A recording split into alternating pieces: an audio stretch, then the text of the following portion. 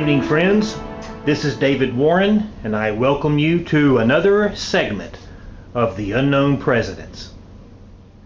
Today's unknown president will be our 27th president, William Howard Taft, who served from 1909 to 1913. Here to tell you the story of William Howard Taft, Billy Badass. Billy, tell us the story of William Taft. Thank you there, Dave. Well now, William Howard Taft, I'm gonna tell you what, he was a big old boy.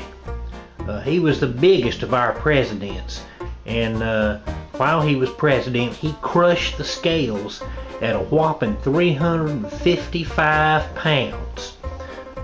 He was even a big old boy when he was born. When he was just 7 weeks old, his mother, Louise Taft, wrote about her little Willie. That's what she called him, Little Willie.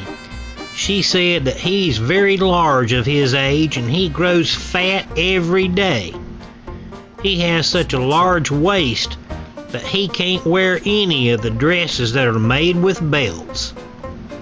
But as he grew up, even though he was kind of a big feller, he was still a pretty good athlete. When he was in high school, young Will played second base for the baseball team. And he wasn't very fast, but boy, he could sure throw a ball. He was also a good dancer, and he stayed a good dancer for the rest of his life. As young Will Taft began to grow up, his aspirations was always he wanted to be a judge like his daddy, and that's what he wanted. But all that kind of changed in the year 1879 when he met his future wife at a bobsledding party. Met this pretty little old 18-year-old girl. Her name was Helen Herring. They started dating kind of steady like in about 1882, I think. And he finally proposed to her in 1885, and she accepted. And they got married in the year 1886. Well, now let me tell you what, Helen, who went by the name Nellie, she had big aspirations for her husband. She wanted him to go into politics, and she wanted him to one day be president of the United States. Well, now, William just didn't want to be president. He still wanted to be judge, but she kept pushing him, and so he went on into politics. And in the year 1900, after the Spanish-American War had been over with a couple years, President McKinley appointed William Taft as the governor of the Philippines. And he stayed governor of the Philippines for a while, and then of course after McKinley was assassinated, Theodore Roosevelt became the new president. Well, now Roosevelt liked Taft. He and Taft, they were like kind of two of a kind, like two peas in a pod. And in 1903, President Roosevelt asked Taft to be his Secretary of War. And so Taft said, well, okay. And so he served as Secretary of War under Theodore Roosevelt. Well, in 1908, Roosevelt decided he didn't want to be president any longer. He'd served out the rest of McKinley's term and then had been elected to his own. And so he decided he wanted to get out of the office, but he wanted someone who thought just like him, and he thought, well, William Taft is the man.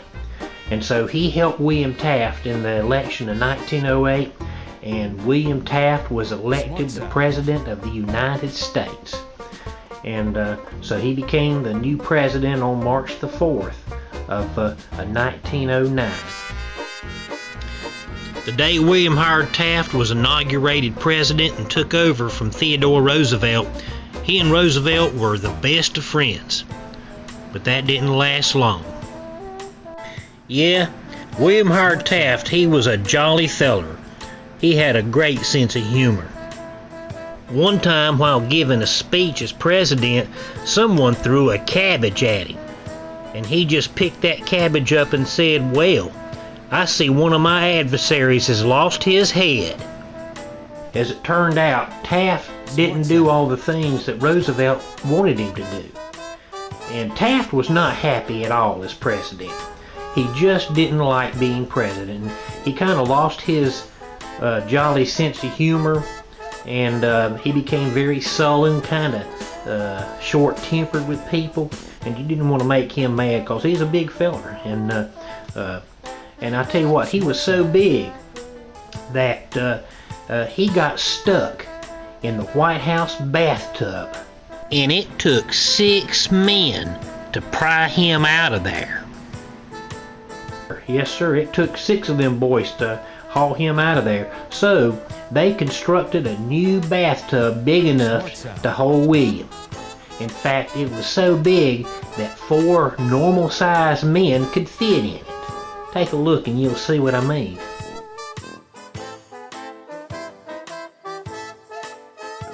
Yeah, of course, William still had a sense of humor about it. He used to say that, well, he'd just section off a part of the Atlantic Ocean to be his bathtub, and that way, he never would get stuck in that. But anyway, William was just unhappy as president, and when Theodore Roosevelt began to criticize him, openly criticize him, well, that made William Taft mad. And Taft, even though he didn't want to be president, Roosevelt kind of made him mad, so Taft decided, well, I'm going to run for re-election, and I'm going to show him. Well, Roosevelt ran against him for the Republican nomination in 1912. But the Republicans, they stuck with their president, and they nominated William Taft. So Roosevelt decided, well, he was just going to go and create a third party and still run against him. So he ran with the Progressive Party, or as it was called, the Bull Moose Party. Well, that kind of split the Republican vote, and that gave the election to the Democrat, Woodrow Wilson. And so Woodrow Wilson was elected the next president of the United States, and William Taft, he lost. In fact, he came in third. He only got 8 electoral votes. But you know what? He didn't mind. He just wanted to get out of office. He retired, but he still kind of stayed active in politics. And he decided he still wanted to be on the Supreme Court one day. Well, in the year 1923, President Warren G. Harding appointed him as the Chief Justice of the Supreme Court. Now, William Taft is the only man to ever be the President of the United States and the Chief Justice of the Supreme Court. And he was a happy man because he finally got what he wanted. And so William Taft, he served as Chief Justice for the next 8 years. In fact, he swore in 2 presidents. He's the only former president to swear in 2 presidents. He swore in Calvin Coolidge in 1925, and then he swore in Herbert Hoover in 1929. Smart sound. He was a happy man. In fact, he said at one time, he said, there's just never a time I can remember being president.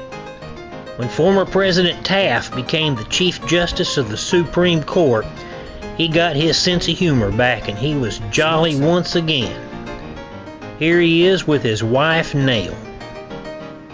He lost over 70 pounds and got a spring in his step again. Yes, sir, he was one happy man. Here he is with some of his grandkids. He was a very happy man, and he served right on as Chief Justice until 1930.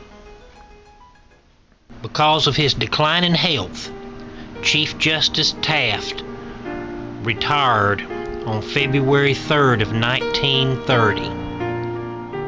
Then, just a little over a month later, on March the 8th, 1930, William Howard Taft died of a heart attack at the age of 72. Well, so ended the life of a truly a good man, very honest and very gregarious man. And William Taft became the first president to be buried in Arlington National Cemetery.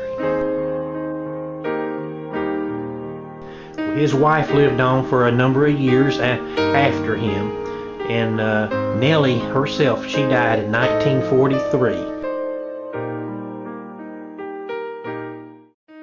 And she's buried right alongside next to him. And so anyway, my friends, that's the story of William Howard Taft, the only president who became Chief Justice of the Supreme Court.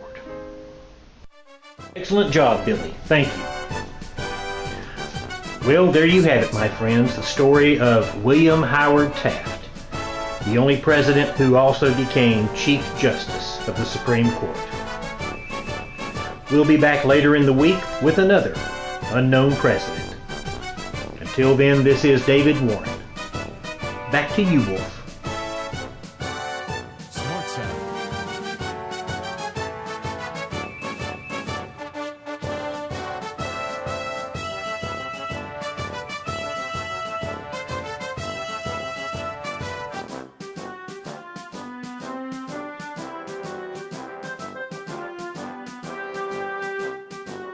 Smart Sound.